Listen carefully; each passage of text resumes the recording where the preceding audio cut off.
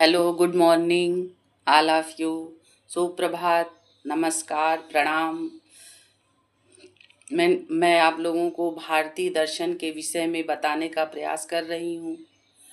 इसमें मैंने आपको अपने पिछले वीडियो में बहुत सारी बातों को बताया है।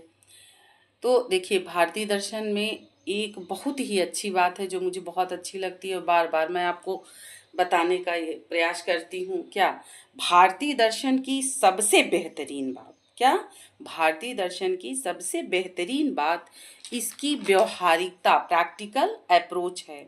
यह केवल किताबी या सैद्धांतिक ज्ञान नहीं है, बल्कि जीवन जीने की कला और समस्याओं का समाधान सिखाता है कि हमारे जीवन में जितनी बड़ी सी बड़ी समस्याएं आ जाएं, लेकिन हमको उससे घबराना नहीं है, उसका हमें डटकर सामना करना है। ये हमको जो है सिर्फ भारतीय दर्शन ही सिखा सकता है, क्योंकि ये अध्यात्म से जुड़ा है। ठीक है, हम कुछ भी कर लें, कितना भी विज्ञान साइंस कुछ भी पढ़ ले, लेकिन ईश्वर की सत्ता को हमको मानना ही पड़ता है लास्ट में। ठीक, हम जो ईश्वर कर देगा वो कोई विज्ञान कुछ कुछ भी कोई नहीं कर सकता। इस बात को तो विश्व के का बड़े से बड़ा वैज्ञानिक हो, कोई भी हो, ईश्वर की सत्ता को स्वीकार करता ही है। तो हमारा जो भारतीय दर्शन है ये अध्यात्म पर बल देता है। ये हमारे जीवन में बड़ी से बड़ी समस्याएं आए, उनका समाधान कैसे किया जाए, ये केवल भारतीय दर्शन ही सिखा सकता है। तो आइए, इसी क्रम में मैंने पिछले अपने वीडियो में आपको बताया था कि भाष्य काल क्या है, तो वो वीडियो ज़्यादा बड़ा हो जाता, तो इसीलिए मैं उसमें इसके विषय में आपको नहीं बता पाई। तो आइए देखते हैं भाष्य काल। देखिए, भाष्यकाल का दर्शन में क्या अर्थ है। अब भाष्यकाल का दर्शन में क्या अर्थ है। भारतीय दर्शन, इंडियन फिलॉसफी में भाष्य का अर्थ किसी मूल ग्रंथ या दार्शनिक सूत्र पर लिखी गई विस्तृत व्याख्या या टीका होता है। ठीक है, भाष्य काल का क्या है। भाष्य काल का क्या अर्थ हुआ, किसी मूल ग्रंथ या दार्शनिक सूत्र पर लिखी गई विस्तृत व्याख्या या टीका होता है। चूंकि प्राचीन दार्शनिक सूत्र बहुत संक्षिप्त और गूढ़ होते थे, इसलिए उनके गूढ़ अर्थों और सिद्धांतों को आम जन तक स्पष्ट करने के लिए भाष्य लिखे गए। जो हमारे प्राचीन दार्शनिक सूत्र होते थे, वो जो है बहुत ही संक्षिप्त, तो जानते एक गूढ़ भाषा में लिखे गए। जो हमारे प्राचीन ग्रंथ हैं सभी, चाहे वो कोई ग्रंथ हों, वो जो है एक ऐसी भाषा में लिखे गए हैं, ऐसे गूढ़ शब्द उसमें होते थे जो आम जनता या आम लोग उस भाषा को नहीं समझ पाते थे। तो उन्हीं आम जनता को, जिसे सब लोग अच्छे से समझ सकें, उसके अर्थ को समझ सकें, उसके सिद्धांतों को समझ सकें, तो एक सरल भाषा में भाष्य लिखा गया। ठीक, यही है भाष्य। अब देखिए, भाष्य की विशेषताएं। शब्दश व्याख्या, पहला क्या हो गया, फर्स्ट हो गया आपका शब्दश व्याख्या। इसमें मूल सूत्रों का शब्द दर शब्द अर्थ और विश्लेषण होता है। ठीक है, तो इसकी विशेषता क्या हो गई कि जो मूल सूत्र होते थे, मूल ग्रंथ होते थे, ठीक है, उनके शब्दों का शब्द दर शब्द क्रमशः अर्थ और विश्लेषण या व्याख्या करना सरल रूप में। ठीक, तो ये हो गई इसकी विशेषता। फिर सेकंड विशेषता इसकी दूसरी क्या हो गई, दार्शनिक दृष्टिकोण। अब देखते हैं भाई, दार्शनिक दृष्टिकोण क्या कहता है। इसमें भाष्यकार या टीकाकार अपने व्यक्तिगत और संप्रदाय के तर्कों को जोड़कर, क्या जो दार्शनिक दृष्टिकोण में क्या होता है, इसमें भाष्यकार टीकाकार अपने व्यक्तिगत और संप्रदाय के तर्कों को जोड़कर मूल सिद्धांत को प्रमाणित करते हैं। ठीक है, दार्शनिक दृष्टिकोण से इसकी क्या विशेषता हो गई कि इसमें जो भाष्यकार होते थे, जो टीकाकार होते हैं, अपने व्यक्तिगत और संप्रदाय के प्रश्नों को जोड़कर उसके मूल सिद्धांतों को प्रमाणित करते हैं। ठीक, उसके मूल सूत्रों क्या करते हैं, प्रमाणित मूल सिद्धांत को प्रमाणित करते हैं। इसकी ये हो गई दूसरी विशेषता। अब आइए देखते हैं दर्शन के प्रमुख भाष्य और उनके रचयिता। ठीक, दर्शन के प्रमुख भाष्य और उनके रचयिता कौन हैं, ये बहुत ही इम्पोर्टेंट है सभी प्रतियोगी परीक्षाओं के लिए भी, और जो है और हमारे जो बीए फर्स्ट ईयर का ये सिलेबस है। लेकिन ये मैं ऐसा पढ़ा रही हूँ, देखिए बहुत आपके लिए मैं बहुत मेहनत कर रही हूँ, बहुत जगह से ढूंढ ढूंढ करके लिखती हूँ, पहले नोट्स बनाती हूँ, फिर आपको पढ़ाती हूँ। तो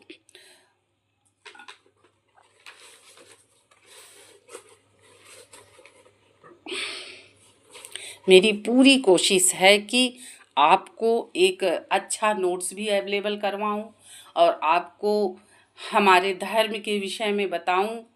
तो बहुत ही समझिए ये मेहनत का काम होता है, ढूंढ ढूंढ करके लाना, नोट्स बनाना, फिर मैं आपको बताती जिससे आपको समझ में आ सके। देखिए दर्शन के प्रमुख भाष्य और उनके रचयिता। पहला क्या हो गया, शांकर भाष्य। इसमें देखिए आदि शंकराचार्य द्वारा ब्रह्म सूत्रों उत्तर मीमांसा पर लिखा गया सबसे प्रसिद्ध अद्वैत वेदांत भाष्य। ठीक, शंकर भाष्य जो है अद्वैत दर्शन के प्रणेता महर्षि शंकर शंकराचार्य द्वारा ब्रह्म सूत्रों उत्तर मीमांसा पर लिखा गया सबसे प्रसिद्ध अद्वैत वेदांत भाष्य है। सेकंड देखिए शाबर भाष्य, इसको साबर मुनि ने लिखा है। शबर स्वामी द्वारा मीमांसा सूत्रों पूर्व मीमांसा पर लिखा गया भाष्य। मीमांसा दर्शन के प्रणेता कौन है, जैमिनी। ठीक, तो इसी के उत्तर मीमांसा, ठीक, उत्तर मीमांसा पर ये जो लिखा गया भाष्य है, इसको जो उत्तर मीमांसा पर लिखा गया भाष्य है, ये क्या है, शाबर भाष्य। ठीक, उसके बाद आप आ जाइए थर्ड, देखिए महाभाष्य।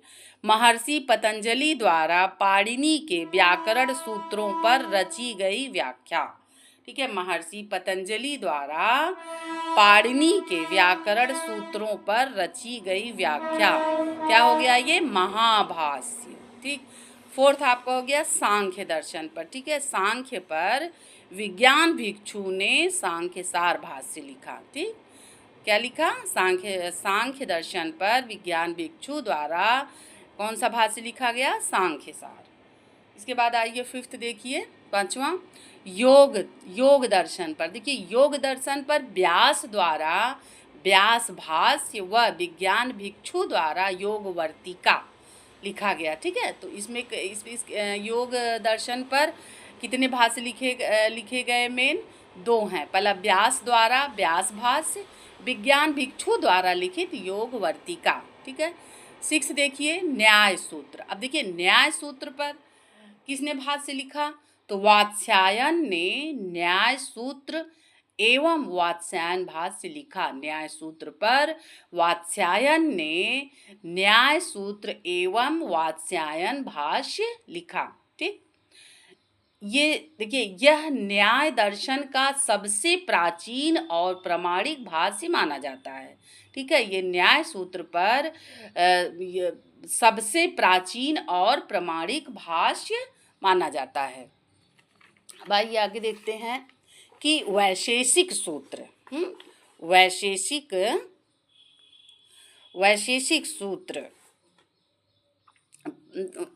सूत्र पर प्रशस्त पाद, ये क्या, देखिए प्रशस्त पाद, ये थोड़ा सा फैल गया है, प्रशस्त पाद।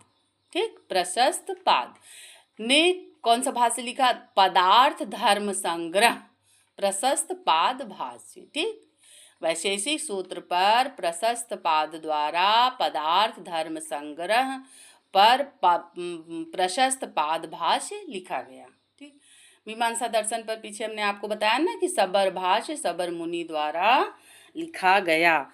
तो इस तरह इस वीडियो में मैंने आपको बताया कि मुख्य मेन भाष्य किसने किसने लिखा।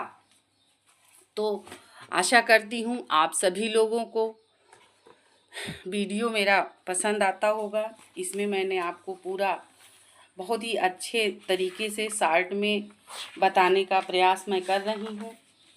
मेरी पूरी कोशिश है कि मैं जितना ज़्यादा से ज़्यादा हो सके आप लोगों को बता सकूं।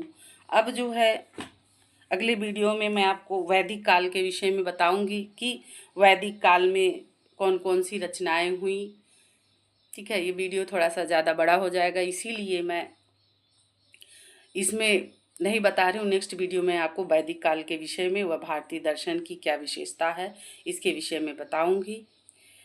आप सभी लोगों से मेरा सविनय अनुरोध है कि मेरे वीडियो को लाइक करिए, सब्सक्राइब करिए, शेयर करिए, जिससे मेरा हौसला बना रहे और मैं और अध्ययन करके आप लोगों के समक्ष एकदम सरल भाषा में चीज़ों को ला सकूं, जिससे आप लोगों की मदद हो सके। थैंक यू, धन्यवाद।